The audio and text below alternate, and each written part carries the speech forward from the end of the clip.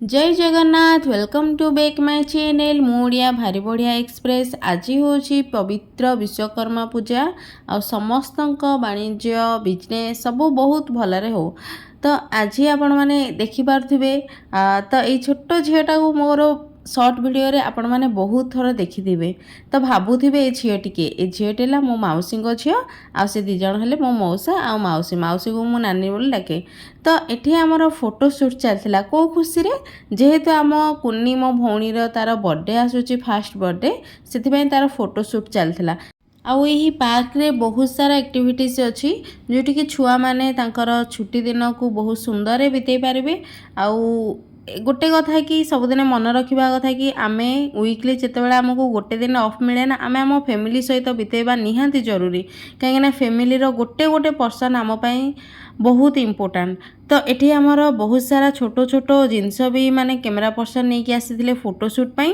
आउ ये सब कौ कम लगी केमी फोटोशूट होती आपण मैंने भिडियो रे रहिले निश्चित भाव में जानीपारे आ बहुत सुंदर सुंदर कैप्चर भी नि तार देखिकी तो लगुच कि मु भी खास छोट छुआटे हो जाती कि मोर भी फोटोशूट एमती होता आ मु बड़ हेले मु देखी था कि मु पिलादिने केमती देखा जाउथली माने अतीत को साइती रखा मोर गोटे शौक हो साराणी आ मते बहुत भल लगे निजर बहुत भल लगे सह मोर प्रतिटी पक्ष कथारू ना किछि किछि मते शिखिबा भी मिली आउ लोक मानू चिन्हबार मत साहाय्य भी करछि आउ एठी देखंतु तार फोटोशूट पाई ताकू ड्रेस भी पिंधा जाउछि देखंतु केमती से हसुछि आ वीडियो कॉल ले मु ही अछि माने एते नखरामी से करूछि बहुत एट्रैक्टिव लागुछि आ आपण माने देखिले ताकू बहुत सारा ब्लेसिंग दियंतु ता चला पथ बहुत सुंदर हो भगवान जगन्नाथ समस्ते आपण मानक बड़ मानकर आशीर्वाद ता मुंडरे सब बेले थाओ गोटे झीटी जितेबाला जन्म हुए गाँ गहली रे समस्ते कहते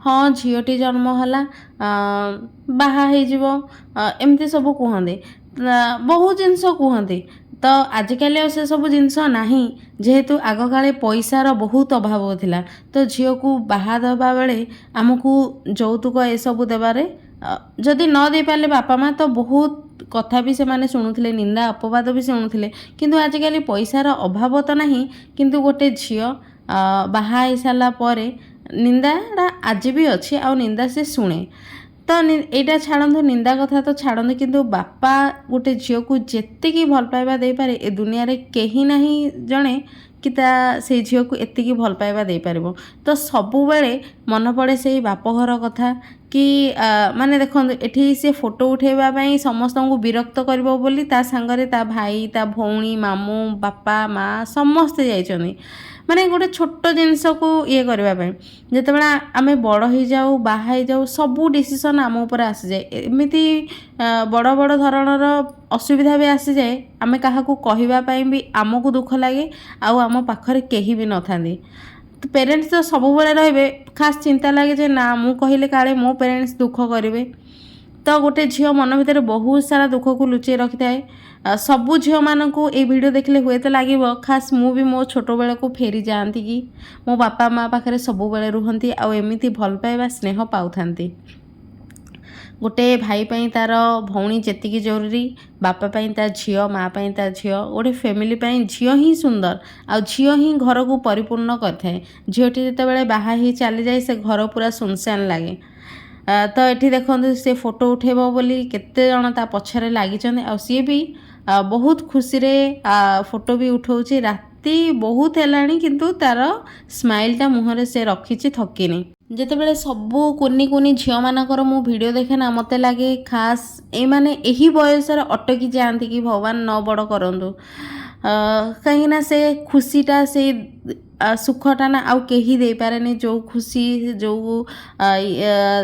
सबू माने हस आम परिवार आमको मिलता है बाप घरे तो लगुच कि देखो केते छोटे ही धीरे धीरे करी से बड़ हो बाहा भी हो सब शुणिले हुए तो मो नानी और मौसा को दुख लगे किंतु यहाँ है रियल आमर प्रकृतिर नियम मत भी दुख लगे मो भौणी मैंने केते छोट छोट होते बाहा हो गले आउ समस्ते बड़ भी हो सारे तो आम प्रकृतिर नियम मानी से भी दिने ना दिने बाहा हे केते सुंदर भल परिवार देखिकी बाहा भी दे था किंतु बापघर ଜିନିଷଟା ନା କେହି ପୂରଣ କରିପାରନ୍ତିନି। ତ ଦେଖନ୍ତୁ ମୁଁ ଆଉ ସେଇ ସେଡ୍ କଥା କହିବିନି, କାହିଁକିନା ମୁଁ ନିଜକୁ କଣ୍ଟ୍ରୋଲ୍ କରିପାରୁନି। କେତେ କଷ୍ଟ ଗୋଟେ ନାରୀର ଜୀବନ। ଯେଉଁମାନେ ଝିଅ ଜନ୍ମ କରିଛନ୍ତି ସେମାନେ ଭାବୁଥିବେ କି ମୁଁ ଯାହା କହୁଛି ସେଇଟା ଠିକ୍ କି ଭୁଲ। ମୁଁ ଯେତେବେଳେ ଛୋଟ ଥିଲି ନା, ମୋ ଆଈ ଘରେ ମୋ ମାଉସୀମାନଙ୍କ ଭିତରେ ହିଁ ମୁଁ ବଡ଼ ହେଇଛି। ତ ମୋ ମାଉସୀମାନେ ଯେତେବେଳେ ଘରେ ରହୁଥିଲେ ତ ବହୁତ ଘରଟା ପରିପୂର୍ଣ୍ଣ ଲାଗୁଥିଲା। ଧୀରେ ଧୀରେ କରି ସମସ୍ତେ ବାହା ହେଇଗଲେ, ଆଉ ମାମୁଁମାନେ ବାହା ହେଲା ପରେ ଯିଏ ଯାହା ଫ୍ୟାମିଲି ସହିତ ବାହାରେ ରହିଲେ, ତ ଘରଟା ପୁରା ଖାଲି ଖାଲି ଲାଗିଲା। ଧୀରେ ଧୀରେ ମୋ ଫ୍ୟାମିଲି ବି ସେମିତି ହେଲା।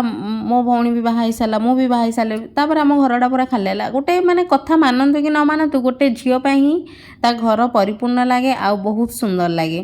ତ ଏଠି ଦେଖନ୍ତୁ ତାର ସେକେଣ୍ଡ ପୋଜ୍ ଚେଞ୍ଜ ହେଲା, ଡ୍ରେସ୍ ଇଏ କରିକି ଗେଟଅପ୍ ବି ଚେଞ୍ଜ ହେଲା, ସେଟଅପ୍ ବି ଚେଞ୍ଜ ହେଇଛି। ବହୁତ ସୁନ୍ଦର ସେ ଫଟୋ ଉଠା ବି ଚାଲିଛି। ଆଉ ଏଇଟା ଗୋଟେ ବେଲୁନ୍ ଲାଗିଛି, ଗୋଟେ ବାସ୍କେଟ୍ ତିଆରି ହେଇଛି।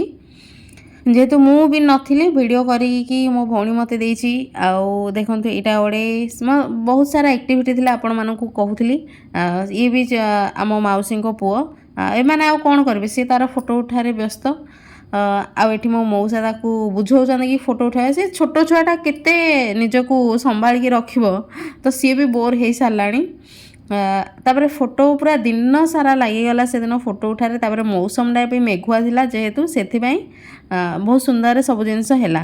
ଆଉ ଏଠି ଦେଖନ୍ତୁ ସିଏ ନାଚିକି ଖୁସିରେ କେତେ ଖୁସି ହେଉଛି। ଏଇଟା ଦେଖିକି ତ ଆପଣ ଭଲ ପାଇବାକୁ କଣ୍ଟ୍ରୋଲ୍ କରିପାରିବେନି। ଏଇ ଖୁସିରେ ଗୋଟେ ଲାଇକ୍ଟେ ଦିଅନ୍ତୁ। ଆଉ ମୋ ଚ୍ୟାନେଲ୍ ଯଦି ଆପଣମାନଙ୍କୁ ବହୁତ ସୁନ୍ଦର ସୁନ୍ଦର ଭିଡ଼ିଓ ଦେଉଛି, ଯଦି ଭଲ ଲାଗୁଛି ତାହେଲେ ସବସ୍କ୍ରାଇବ୍ ବି କରିବାକୁ ଜମାରୁ ଭୁଲିବେନି।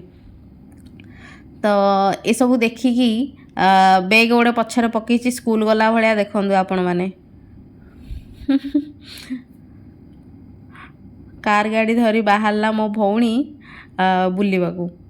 ତ ଜାଗାଟି ବହୁତ ସୁନ୍ଦର ଥିଲା। ଆପଣମାନେ ବି ଯଦି ଚାହୁଁଛନ୍ତି ଏମିତି ଭିଡ଼ିଓ ଆପଣ ଛୁଆମାନଙ୍କର ବନେଇବା ପାଇଁ, କି କିଛି ବି ମତଲବ ନିଜର ସ୍ପେଶାଲ୍ ମୁମେଣ୍ଟକୁ କ୍ୟାପଚର୍ କରିବା ପାଇଁ, ତାହେଲେ କମେଣ୍ଟ କରନ୍ତୁ। ମୁଁ ଆମର କ୍ୟାମେରା ପର୍ସନର ନମ୍ବର ବି ଆପଣମାନଙ୍କୁ ଦେଇଦେବି। ଆଉ ବହୁତ ସୁନ୍ଦର ସୁନ୍ଦର ଫଟୋ ବି ଅଛି। ମୁଁ ଆପଣମାନଙ୍କୁ ଭିଡ଼ିଓ ଲାଷ୍ଟରେ ଆଉଟପୁଟ୍ ଅଛି, ଆପଣମାନେ ଦେଖିନେବେ।